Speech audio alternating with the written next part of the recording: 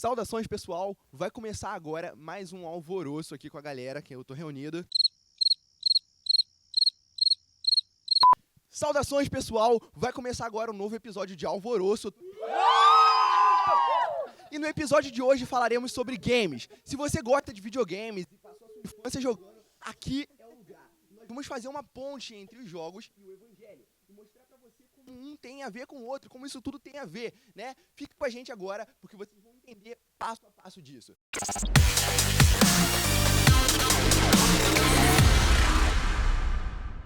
A primeira coisa que eu andei pensando aqui foi sobre fases. Todo jogo ele tem a fase dele, né? Você vai passando fase por fase até chegar no final do jogo. E a nossa vida também tem fases. Eclesiastes vai dizer que existe um tempo para cada coisa, e isso a gente pode enxergar como fase da nossa vida. Como vocês enxergam as fases e o que nós devemos estar atentos sobre isso?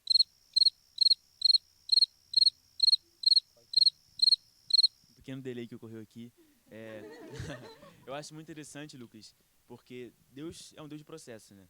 Deus podia ter falado, haja mundo, e em Gênesis 1 tem um versículo só, de ele ter criado tudo e acabou, mas ele quis criar, né, em 6 dias, no 7º dia ele descansou, ele quis mostrar esse processo, sabe? A ideia de que as coisas não são instantâneas, mas que para ele sejam, porque ele é eterno e ele vê tudo de uma vez só, para nós não é.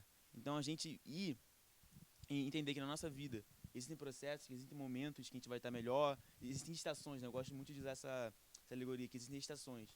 Existe o inverno, existe o outono, primavera e o verão da nossa vida. Momentos que nós estamos crescendo, momentos que nós estamos aprendendo com cada um e com tudo que Deus tem para nos ensinar em cada um desses períodos da nossa vida. Não preciso nem mais falar nada. Enfim, fala aí, Lucas, pra você. Então, Fases. José é um exemplo, né? Que José ele passa por várias fases até chegar no final que Deus tem para ele. E com isso depende de muita coisa naquelas fases. Então, eu creio que nossa vida também é assim. Devemos ir tirando experiência de cada momento, de cada dificuldade, de cada aflição que passamos, para quando chegar mais na frente, termos experiência suficiente para fazer de acordo com a vontade de Deus na nossa vida. Então, eu creio que é isso. A fase é importante porque ela nos molda para um futuro melhor, uma reação melhor. A fase nos molda. Então, conforme a gente vai avançando de fase, a gente vai se transformando, né? É isso que acontece com o personagem do jogo mesmo. Ele vai mudando fase por fase. Só porque vocês acertaram, ó, pensa rápido, mas pega, hein? Você... Valeu? Também vemos que nos jogos existem nas fases obstáculos. Sejam eles vilões que nós enfrentamos ou obstáculos da própria fase. Quem jogou Mario lembra que você precisa pular por cima, né, do abismo. Se você cair, você volta tudo de novo. E nossa vida também tem obstáculos. Andando com Cristo, como que nós devemos enxergar esses obstáculos para vocês? Eu acho que tudo é moldado na palavra e na oração. Então, quando a gente tem uma intimidade com Deus, a gente tem mais experiências com Ele e a gente aprende a ter discernimento espiritual, a gente aprende a crescer mais mesmo. Então, Os inimigos nos proporcionam crescimento para você, então, né? Toma aí. Fala, Leonardo. Tem uma coisa interessante que a Bíblia ensina pra gente. Você for olhar lá para Coríntios, capítulo 10, ela vai falar que nenhum de nós é tentado além das nossas próprias forças. Ou seja, nenhum obstáculo, nenhum chefão de fase, digamos assim, é mais forte do que você. É você entrar no jogo sabendo que você tem condições de vencer o jogo. Então, às vezes, a gente está ali lutando para passar daquela fase, para passar daquele obstáculo, e a gente acha, caramba, pô, tá difícil demais. Eu não peguei o macete, eu esqueci de baixar o código de cheat, né, para passar. Não vale fase. isso. Baixar o macete. Sim, mas a grande verdade é que você já nasceu preparado para aquele chefão, para aquele inimigo, para aquele obstáculo, com tudo que você precisa para vencer. Se você soubesse que você entra na partida, entra no game, com essas condições que você tem que só, tipo como se fosse no escape room, tem que achar o que está ali ao teu redor que vai te ajudar a resolver aquilo ali. Né? E tá à tua disposição, tá à tua mão, como a palavra de Deus assegura. Né? Você já está pronto para vencer aquilo, você não tem que ter medo, não tem que sentir insegurança, não tem que achar que, caramba, todo mundo passa e eu fico para trás. Não, você vai passar também. A mão de Deus, ela te proporciona as oportunidades que você precisa para poder vencer esse obstáculo, para sair dali vencedor, para sair dali de cabeça erguida como filho de Deus, com que é abençoado pelo Pai. Incrível. Toma. Vai pegar o retorno aí.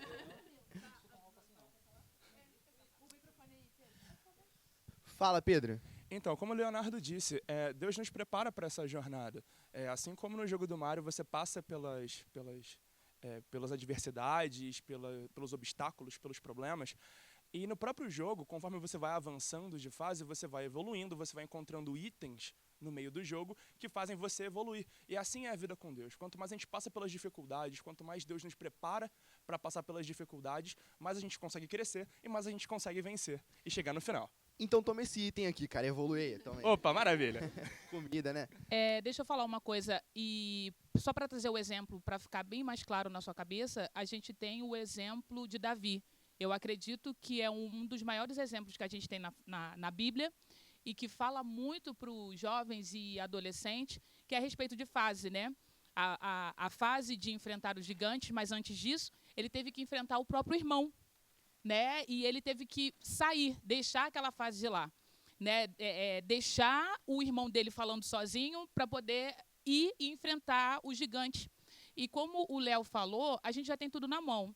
Ele já tinha a funda, né? E ele já tinha pedra, coisas que ele usava. Então, você já tem o talento na tua mão para poder enfrentar. Incrível sua resposta. E você falou de gigantes, eu acho interessante. Talvez muitos não conheçam. Eu trouxe aqui um jogo, ele se chama Shadow of the Colossus. Em português significa sombra do colosso, ou do gigante, né? Não faz referência ao livro de Colossenses, não faz, tá? A carta. Só que nesse jogo nós aprendemos uma coisa, que todo gigante que o personagem enfrenta, ele tem um ponto fraco. E ele precisa escalar até esse ponto fraco e enfiar uma espada nele. E nós podemos tirar uma lição nisso, eu acredito que sim, né? Porque o Espírito Santo ele vem para nos ensinar, seja o que for que a gente precisa aprender. E pegando o exemplo de Golias, ele era um gigante, mas não adianta o quanto ele malhasse. O ponto fraco dele nunca poderia ser malhado, né? Ali, a cabeça. Não tem como, não tem como. E muito interessante seu exemplo, de verdade. Alguém teria outro exemplo? Eu quero... Então, eu gosto muito do apóstolo Paulo, né? E eu acho que ele é um exemplo muito bom falando sobre obstáculo, porque ele passou por muitos obstáculos, né? Mas ele escolheu, né? Ele antes não era cristão, depois ele virou cristão, e ele escolheu viver esses obstáculos. Então, ele sabia o que é ter fome, sabia o que é ter comida, sabia o que é ter tudo, mas sabia o que é não ter nada, sabia ficar boiando na água lá, que tem um versículo que diz que tem uma passagem que diz que ele ficou, se eu não me engano, ele caiu no navio e ele... Naufrágio, isso, obrigada. Naufrágio. Não ser educado, né? Gente, pode pedir ajuda aos universitários, igual. Então, ele passou por muitos obstáculos, mas pra glória de Deus. E eu acho isso incrível, porque os obstáculos foi pra honra e glória de Deus, sabe? E, Milena, você falou de obstáculo, né? Tem os obstáculos na fase dos jogos, só que essas fases, elas todas encaminham para quê? Para um propósito. E nos jogos, o propósito ele vai ser chamado de missão. Eu quero falar de missão aqui, porque o que Paulo fez foi uma grande missão. Várias ali, né? Essas viagens. E eu quero tocar no assunto agora com vocês sobre propósito e sobre missão, porque os jogos, eles giram ao redor disso, e isso é o que dá sentido ao jogo. E como vocês acham que Deus, ele vem para nos dar esse propósito na nossa vida? Através do quê? Cara, tipo quando você está jogando um RPG, você cria um personagem, né? Teu personagem ele tem lá um profile, né? Que pode ser, sei lá, um aventureiro, pode ser alguém com poder de cura. Da mesma forma, a palavra de Deus fala que o Espírito Santo ele distribui dons, e dons eles estão ligados a propósito, para que cada um desenvolva capacidades específicas, né? E atenda a necessidades específicas dentro da igreja. Então, no seu profile, você tem lá tantos pontos lá de cura espiritual. Você tem que exercer aquilo. No seu profile, você tem, sei lá, tantos pontos de palavra de sabedoria. Você tem que ser alguém que trabalha ensinando a palavra de Deus. Tá? No seu profile lá, você tem, X pontos a mais de danos no mundo espiritual para expulsar demônios. Então, você tem que entender qual foi o perfil que Deus traçou para a sua vida. Isso, às vezes, vem de experimentação. né? Você vai ter que, às vezes, tentar vários departamentos, vários ministérios dentro da igreja, que vem saindo numa aventura, você vai tentar vários quests, né? Dentro da igreja. Às vezes você entra pra galera da dança, mas pô, você viu que, na verdade, teus pontos de dança estão meio baixos. Então, Às vezes você é um personagem voltado pra luta espiritual. sim. E, galera, agora eu quero fazer uma alteração aqui. Vamos pular o bloco, tá? Porque a gente precisa falar de um outro tema depois muito importante. Fica com a gente aqui, porque a gente vai voltar com uma coisa que vocês precisam muito ouvir. Vamos lá, galera?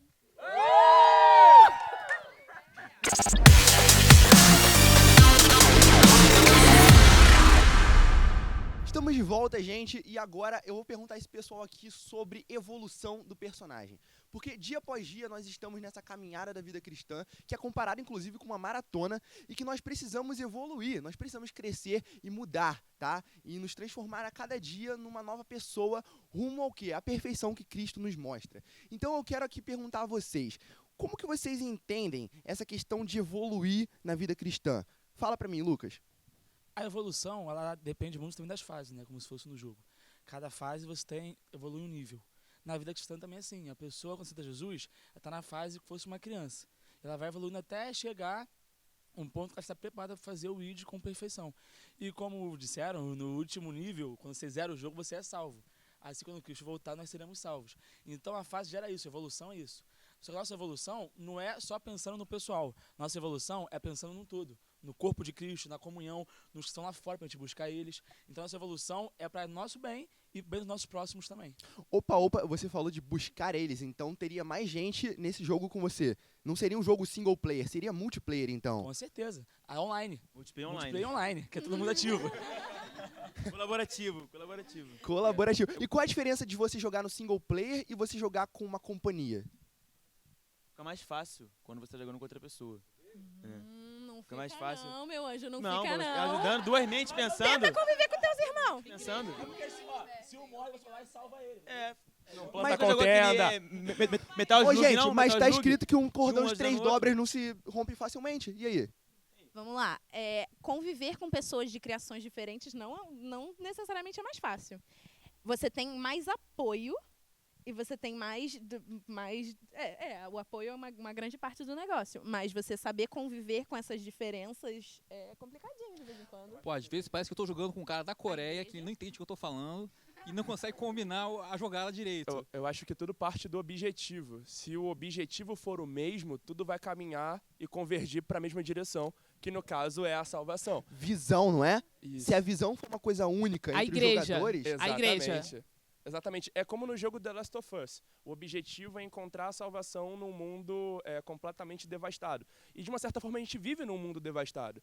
Então, quando você está com diversas pessoas junto com você, buscando o mesmo objetivo, você consegue alcançar. Cara, deixa eu te falar uma coisa. Esse jogo que ele falou, ele se passa num cenário pós-apocalíptico. Tá tudo destruído, né? Então é como se fosse aquele filme Eu Sou a Lenda. E mesmo nesse cenário, tudo destruído, é possível encontrar um caminho pela fase. E isso é legal, porque a gente consegue ver o que Deus às vezes faz com a gente. No meio do caos e de toda a destruição, ele consegue fazer com que a gente encontre um caminho, tá?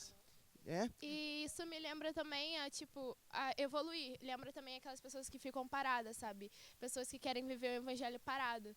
E isso sempre me faz lembrar o que o nosso pastor sempre diz, uma vida medíocre e um evangelho medíocre. Porque o evangelho não pode ficar parado, você não tem que estar em constante movimento. Porque se você ficar parado, você não vai estar se identificando com o que é para se identificar. Porque a gente tem que buscar, também tem a ver buscar pessoas evoluindo. Ou seja, se aqui você está lendo a Bíblia por 1 hora, amanhã você tenta ler 1h30, ou você não está orando, você chega a hora, aí depois quando você se acostuma, você ora e tenta fazer jejum, porque você tem que estar em constante movimento para você, ao invés de evoluir, não chegar a regredir também. Você não pode parar, né? Eu gostei da tua resposta. Ela me lembrou muito os jogos que você tá jogando online e não tem como pausar o jogo. Então, muitas vezes, a gente tá jogando, a mãe grita, pausa esse jogo aí, vem almoçar. Mas não... E a vida cristã é a mesma coisa. Tem um problema também sério, que é o problema do reino dividido. Uma vez eu fui jogar FIFA contra três amigos, eu sozinho no lado e outros 3 do outro lado. Só que os 3 queriam o tempo todo tentar os 3 fazer gol ao mesmo tempo. Não dava certo, eles não jogavam como se fosse um só. E do outro lado, quando eu estava jogando como se fosse um só, e é isso que Cristo fala em João 17, para que nós sejamos um como ele, é um com o Pai, né? Se a gente jogar o jogo, a igreja, como se todos fôssemos um só, com o mesmo objetivo, sem disputar uns com os outros, sem brigar uns com os outros, sem querer aparecer mais com os outros, que não interessa quem marcou o gol é do time, né? Então, a gente, quando a igreja ganha alguma coisa, o gol é do time, é de todos nós. Pô, Léo, você tá fazendo uma comparação do time do jogo do FIFA com a igreja sendo o corpo de Cristo. É isso? Pô, achei o máximo isso, cara. Maneiro aí. E eu acho muito interessante essa questão de ser multiplayer. E eu acho que essas dificuldades que tem de você falar de uma forma, a pessoa entender de outra, de cada um ter um objetivo diferente, eu acho que tudo isso é como se fosse um plus, que eu acho que Jesus já previa isso. Então, tipo, essa dificuldade a mais, ela coopera para que a gente saiba se renegar, às vezes ouvir a opinião da outra pessoa. Isso tudo faz parte da transformação que ele nos propõe, você saber ouvir outra pessoa. E não é à toa que uma das coisas que mais se comenta no Novo Testamento é a questão da comunhão. Então, ele quer que a gente viva essa vida multiplayer, ele quer que a gente esteja em comunhão com nossos irmãos. Independente de ser fácil ou de ser difícil, ele sabe que é difícil, mas é de propósito. É o que a gente saiba ser simples, é que a gente saiba ser humilde e ouça os outros. Toma aqui. Ó, se acertar, você leva. Então é por isso que eu te convido a estar aqui na EBD, galera. Tá muito bom isso aqui, só que agora, como tudo, precisa encerrar, tá? E a gente convida vocês aí a estar... Mas fiquem com a gente, porque em seguida vai ter mais um tema alvoroçadíssimo aqui com o pessoal. E nós convidamos você a assistir com a gente. Valeu!